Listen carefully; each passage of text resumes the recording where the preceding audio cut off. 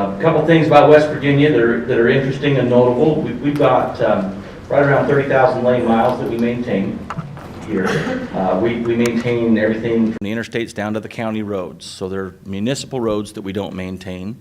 But other than that, they all belong to our highway department. So that gives us a particular challenge, especially when it comes to preservation, because we need to have preservation treatments that we can put on high volume roadways and preservation treatments that we can put on really low volume roadways as well.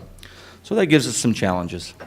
Back in 2017, we had kind of a nice little boon here. Our legislature did a whole bunch of funding bills for us. They raised our Garvey limit. They increased the tolls. If you came from the south, you probably got the opportunity to pay some tolls. If you came through, thank you very much. And so with those kinds of increases, we were able to do to get back into looking at some bigger fixes on our roadways. Our gas tax was increased at the same time, and then later that fall, our public voted, and they voted to allow the highway department here to use general obligation bonds for transportation improvements. So some of our big roads that we would like to complete, some of our corridors, we could put the funding in place there.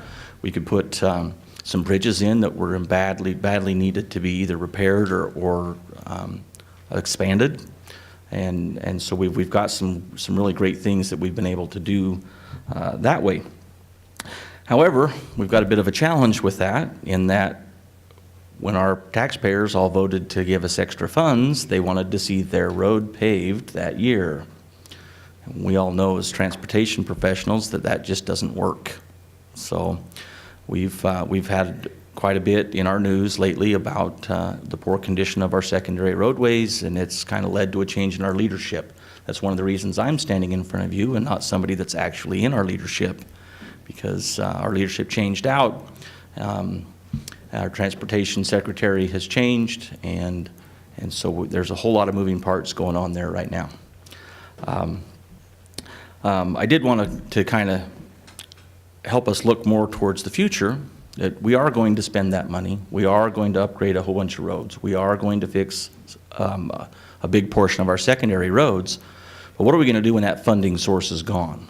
You know, we're going to be back in a position where we've got some debt that we need to pay, and we're going to need to continue to pull out of not only our internal state funds, but our federal funds that we have to pay some of that debt service back. So really, we need to turn our eye towards preservation. That's really the direction we need to go in order to maintain things. We're not going to be able to put $2 billion into our road system every 3 to 5 years like we can right now. So we've got a lot of work that we need to do with you all and our folks internally to make sure that we're using the right kind of preservation and learn from other folks which directions we need to go with that. One thing that we're really proud of, and we have coming up here soon, is we've started an internal pavement preservation conference. So this will be our second year. In April, we're going to have this conference again. We pulled in about 170 people last year. We're looking at somewhere in that 150 to 170 people again this year. And we run that as a 2-day workshop. It's 2 half days. We learned some great things from our surveys at the end, that what folks expected to see and what they thought would work better for them. So we're splitting it up with an inspector track and a designer and project selector track, and I'm excited to see if we're able to meet people's needs better when it comes to that. So let's talk about the fun stuff now. While you're in West Virginia, please find your opportunity to get a pepperoni roll. All right, that's a West Virginia thing. Not everybody knows what it is, but they are fantastic. I was eating one the other night at a lacrosse game, and the coach from the other team said, "Hey, what is that you're eating?" And I told him, and he says, "I've never heard of that, but Fat Boy approves." So luckily I knew he was playing another team yesterday, so I went down to the store and grabbed him a bag so he could take those home. So please find a pepperoni roll. I've heard at least 4 people mention something about catching Tudor's Biscuit World in here this morning. I know that the Ergon guys headed down there for breakfast this morning, and we got a gentleman from Kentucky that is absolutely appalled that his coworkers didn't know what it was. So if you do get a chance to grab a Tudor's biscuit, do that as well. If you get a chance to come back, our rafting and the outdoor things that we have here are absolutely phenomenal. Right now we're just starting to bud. If you look out through our hills, you'll see the red tips on the trees. That's our red buds that are starting out. You'll also see some of the white flowered trees. Some of the wild dogwoods are blooming now, and I think they're really neat to look at. And if you can come back in the fall when the colors are on, it is absolutely spectacular to see the hills covered in a carpet of bright colors. Here in Charleston itself, I'm a huge fan of live music, and we have a great live music scene. I wish I would have been able to coordinate it a little bit better. Last night, NPR recorded one of their sessions of Mountain Stage here in town. That's their home theater where they record that. It's an absolutely wonderful event. If you get a chance to listen to NPR on Sundays, you can catch Mountain Stage, or you can get it on their podcast. But it is a really neat way to catch all sorts of different music. I do want to mention, we've got two major universities in West Virginia that are doing some great research for our highway department in West Virginia University and Marshall University. And we love the partnership that we have with them, the things that we can do through them.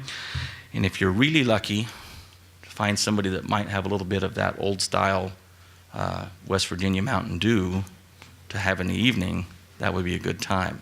I'm not your guy. I don't have any right now. But that's always a fun thing to get while you're in West Virginia as well.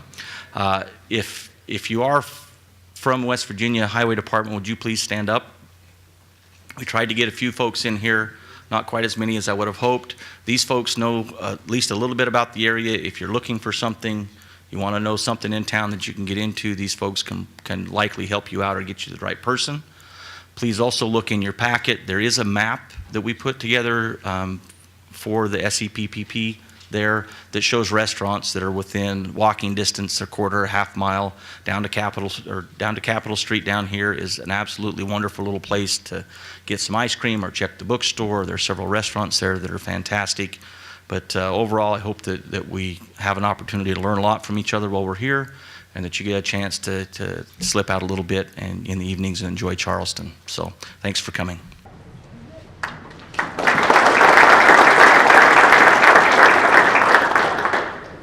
The preceding was produced by the National Center for Pavement Preservation.